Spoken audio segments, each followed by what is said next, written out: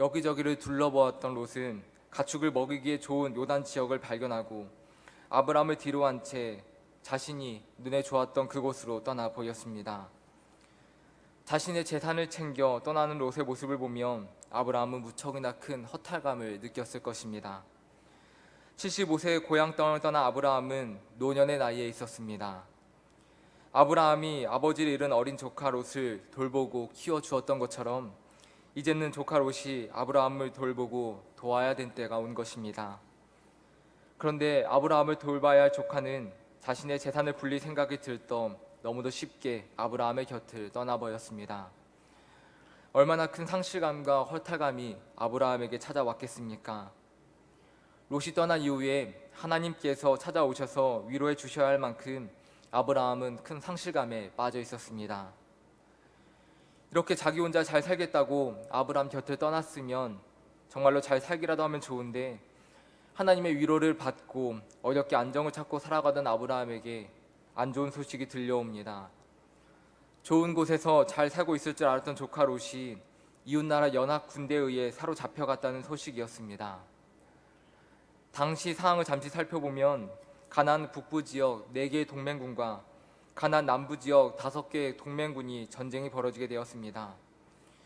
전쟁의 원인은 소돔을 비롯한 가나안 남부 지역 국가들은 가나안 땅에서 가장 강력한 힘이 있던 북부 지역의 엘람왕 그돌라오메를 섬기고 있었는데 가나안 남부 지역 국가들이 엘람왕을 배반하면서 벌어졌던 전쟁이었습니다.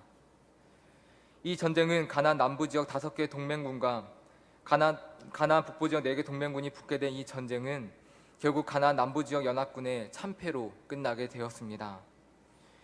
이로 인해서 당시 소돔에 거주하고 있던 롯이 북부 지역 연합군에 의해 포로가 되고 가진 재물을 모두 빼앗기게 되어버렸습니다.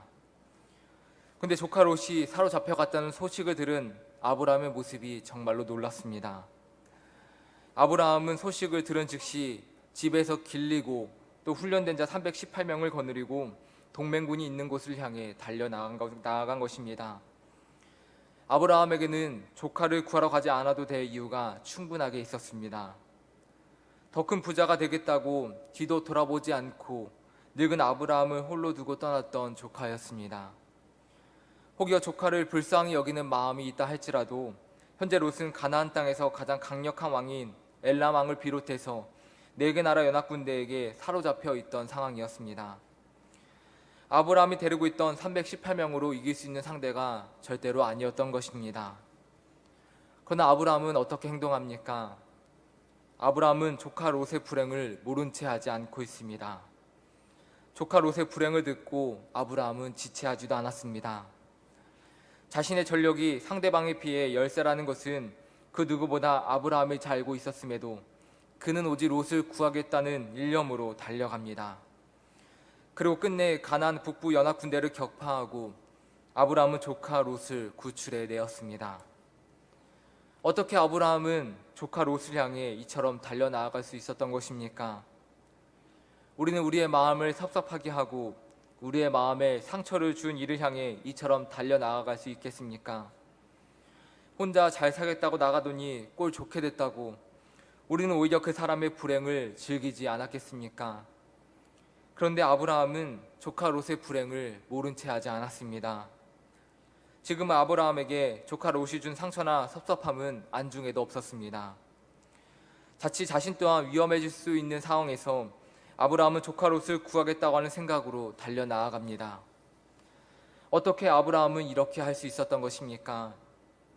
그 이유를 우리는 본문 17절 이하에서 보여주는 아브라함의 모습을 통해 발견할 수 있습니다. 가나안 북부 연합 군대를 격파하고 빼앗겼던 가축과 재산을 되찾아오자 2명의 왕이 아브라함을 영접하였습니다. 먼저 살렘왕 멜기세덱이 나와서 떡과 포도주를 가지고 아브라함을 영접합니다. 본문 18절을 보면 그가 지극히 높으신 하나님의 제사장이었다고 기록하고 있습니다. 가나안 땅에 살던 그가 어떻게 하나님에 대한 신앙을 가지게 되었는지 알 수는 없지만 그는 하나님께 찬양과 영광을 돌리며 승리를 하고 돌아온 아브라함을 축하해 주었습니다. 하나님의 이름으로 자신을 축복해 준 살렘왕에게 아브라함은 전쟁을 통해 얻은 것의 10분의 1을 떼어 나누어 주었습니다. 그리고 살렘 왕에 이어 소돔 왕이 아브라함을 영접합니다. 소돔 왕은 승리를 하고 돌아온 아브라함에게 사람은 내게 보내고 물품은 내가 가지라고 말합니다.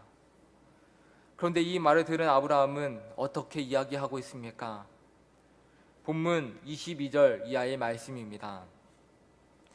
아브라함이 소돔 왕에게 이르되 천지의 주제이시오 지극히 높으신 하나님 여호와께 내가 손을 들어 맹세하노니 내 말이 내가 아브라함으로 치부하게 하였다 할까 하여 내게 속한 것은 실 한 오락이나 들매끈 한 가닥도 내가 가지지 아니하리라. 오직 젊은이들이 먹은 것과 나와 동행한 아넬과 에스골과 마므레의 분깃을 제할지니 그들이 그 분깃을 가질 것이니라. 아브라함은 전쟁의 승자였습니다. 때문에 전쟁을 통해 얻은 것을 취할 권리가 그에게는 분명하게 있었습니다. 하지만 아브라함은 끝내 재물을 취하지 않습니다. 큰 부자가 될 수 있는 기회를 스스로 차버린 것입니다. 아브라함은 왜 소돔 왕의 재물을 취하지 않았습니까? 아브라함은 이렇게 말하고 있습니다. 내가 아브라함으로 치부하게 하였다 할까 하여 내게 속한 것은 하나도 내가 가지지 아니하리라. 아브라함은 하나님의 약속을 붙잡고 가나안 땅에 왔던 사람이었습니다. 그렇다면 하나님의 약속은 무엇이었습니까? 하나님은 아브라함에게 단순히 자녀를 주겠다고 약속하신 것이 아니었습니다. 창세기 12장 2절을 보면 하나님은 너는 복이 될지라고 선포하셨습니다. 너를 축복하는 자에게 내가 복을 내리고 너를 저주하는 자에게는 내가 저주하리니 땅의 모든 족속이 너로 말미암아 복을 얻게 될 것이라고 말씀하셨습니다.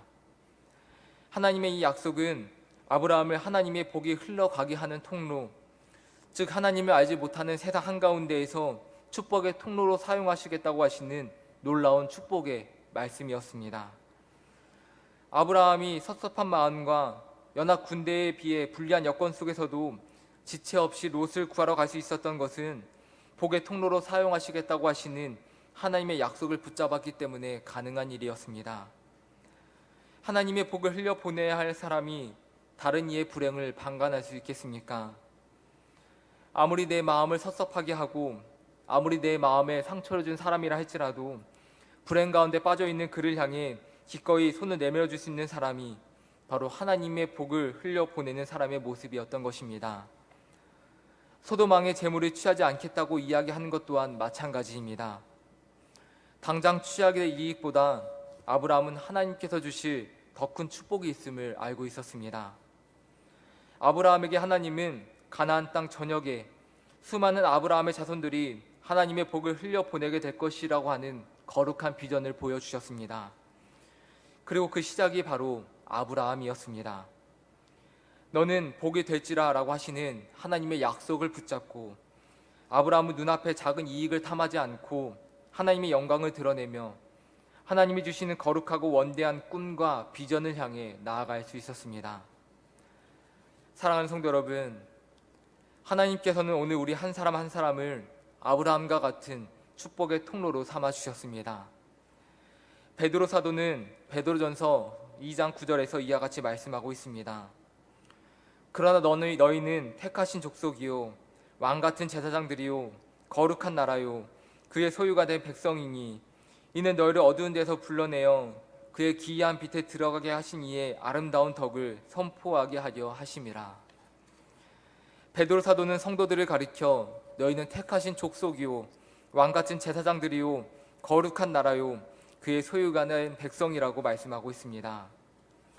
그렇습니다. 우리는 하나님의 택하신 백성이고 왕같은 제사장들입니다. 하나님의 복을 하나님이 알지 못하는 이 세상 가운데 흘려보내는 축복의 통로가 바로 성도들인 것입니다. 불행을 당한 자들을 모른 채 하지 않고 즉시 손을 내밀어주고 세상 곳곳에 하나님의 아름다운 복과 은혜를 선포하며 하나님의 사랑과 용서, 하나님의 은혜와 축복을 흘려보내는 것이 바로 너희는 세상의 복이 될지라고 선포하신 우리의 역할인 것입니다. 오늘 이 시간 하나님의 축복의 통로로서 하나님의 용서와 사랑을 세상 곳곳에 전해줄 수 있는 우리 믿음의 성도 모두 되시기를 이 시간 간절히 소망합니다. 세상 욕심에 따라 살아가기보다 하나님께서 우리 가운데 주실 더 큰 은혜와 축복을 기대하고 사모하며 살아갈 수 있는 우리 성도 모두 되시기를 소망합니다. 그래야 세상에 복이 될지라고 선포하신 아브라함과 그 자녀들에게 임했던 놀라운 은혜와 축복이 여기에 있는 우리와 우리 자녀들에게 풍성하게 임하게 되시기를 이 시간 간절히 소망합니다. 아멘. 우리 찬송가 320장 우리 함께